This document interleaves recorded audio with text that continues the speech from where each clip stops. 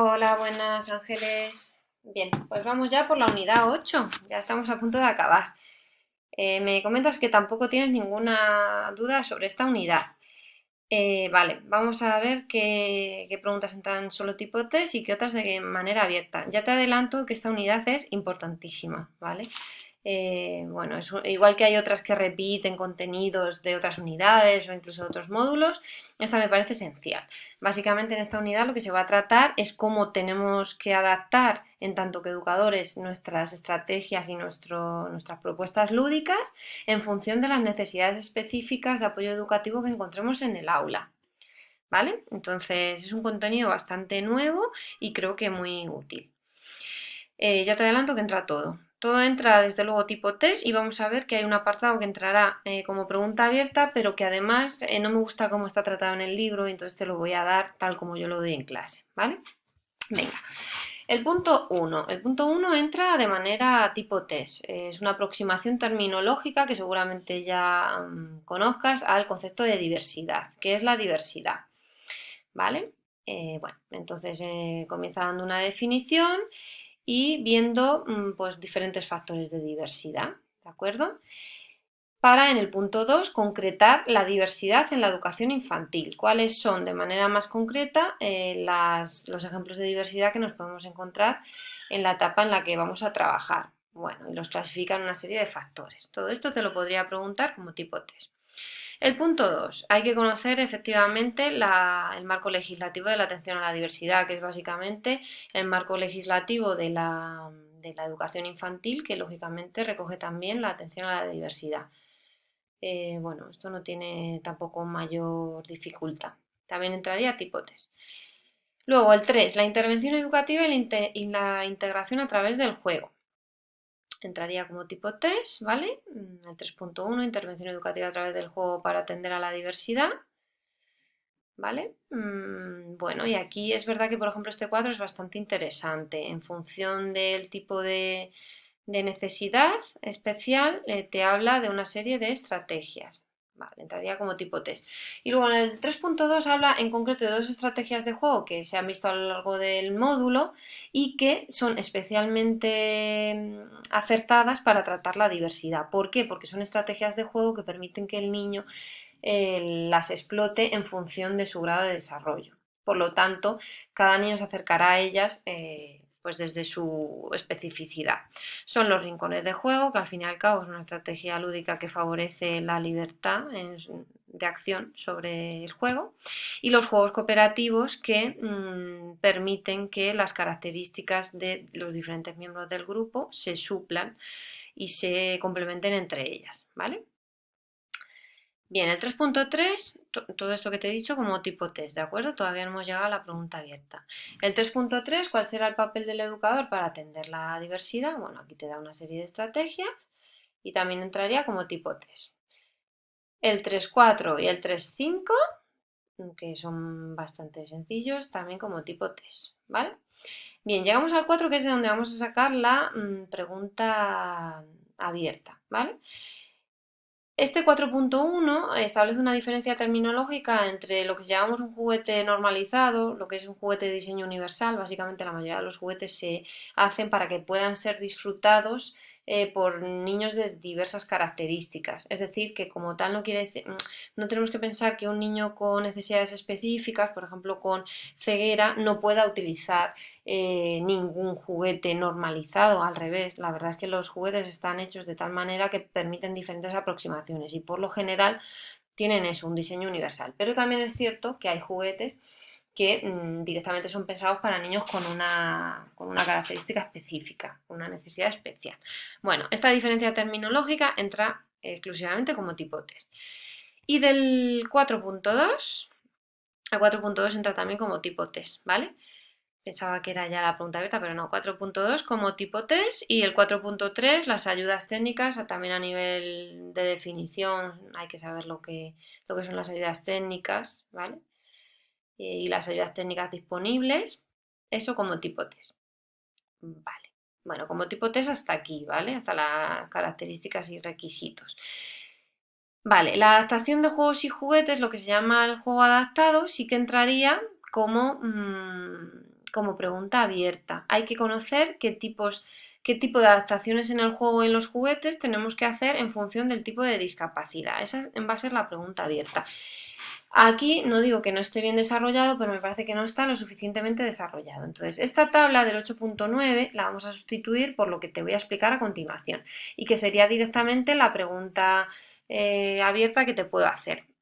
Yo te voy a poner un tipo concreto de discapacidad. Aquí vamos a recoger 5: discapacidad visual, auditiva, motora, intelectual y el trastorno del espectro autista, ¿de acuerdo? Entonces te daría una y te diría, dime para este tipo de discapacidad, pues a lo mejor 3 consideraciones que tendrías que tener en cuenta para llevar a cabo el juego con este tipo de niños, ¿vale? Y luego aparte proponme 2 juegos o juguetes adaptados concretamente para este tipo de discapacidad, ¿vale? Y te lo podría preguntar pues sobre cualquiera de ellas, sobre cualquiera de estas necesidades especiales, ¿de acuerdo?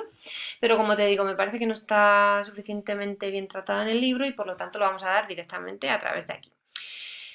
Vale, estas son las consideraciones principales, me parece que están bastante bien desarrolladas, pero bueno, si tú consideras que hay otra o investigas y te parece que hay cualquier otra que también es adecuada para el tipo de discapacidad que se plantea, te la aceptaría igualmente. Y de la misma manera que aparecen una serie de juegos adaptados, pero son ejemplos, por supuesto hay muchos más. Si tú buscas por internet, hay páginas especializadas en ello, juguetes para personas con discapacidad visual, no te van a aparecer estos 4. Es decir, que no quiero que te aprendas esto de memorieta, que me puedes poner ejemplos de otros juguetes, siempre que efectivamente estén específicamente adaptados para la discapacidad que te digo. Bien, pues empezamos. Aquí te voy a explicar un poco, dado que es algo que no viene en el libro. Bien, la discapacidad visual. Cuando pensamos en discapacidad visual tenemos que tener en cuenta que no nos referimos solo a la ceguera, sino a la pérdida de visión. Es decir, también consideraremos discapacidad visual a aquellos niños que tengan una visión más disminuida sin llegar a ser ceguera. Para esos niños, por ejemplo, que disponen todavía de un resto de visión, podemos elegir juguetes que presenten, debemos elegir juguetes que presenten contrastes de color acusados y llamativos. Dado que todavía tienen un resto de visión, vamos a intentar explotarla y vamos a jugar también con ella, no la vamos a dar por perdida. Si te das cuenta, todos estos juguetes que aparecen aquí presentan colores muy llamativos, ¿vale? Para que aquellos niños que tienen todavía un resto de visión puedan orientarse por esa señal visual también, ¿vale? También a veces contrastes blanco y negro.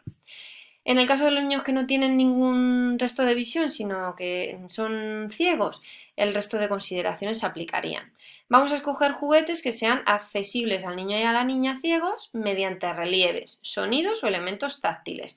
Dado que no podemos captar la información a través de la vista, vamos a presentar relieves. Por ejemplo, en este cubo de Rubik, ves que cada color tiene asociado un relieve. Por lo tanto, el niño puede orientarse por esa cualidad. También podemos sustituir las señales visuales por sonidos. Por ejemplo, aquí vemos lo que se llama un balón sonoro, que lógicamente al tener un cascabel dentro del mismo, cuando se mueve suena, de modo que el niño ciego o la niña ciega puede saber en todo momento dónde se encuentra el balón y guiarse por el sonido. O elementos táctiles, ¿de acuerdo? Que sería un poco similar al relieve, pero no todos los elementos táctiles son relieves. Bien, los relieves que presentan las superficies, esto es importante por si algún día tú elaboras un juguete para un niño o niña ciega del aula, no deben ser complejos, no deben necesariamente ajustarse al original, porque a lo mejor el original es demasiado complejo y al fin y al cabo, aunque el tacto está muy desarrollado en las personas ciegas, es mejor que los patrones sean sencillos para que sean más fácilmente interpretables. La principal vía de comunicación con el niño o niña ciega será la auditiva. Por eso es importante controlar el nivel de ruido en el aula cuando tenemos niños con déficit visual y anticipar verbalmente algunos hechos, sobre todo del entorno, que en su caso no es conocido.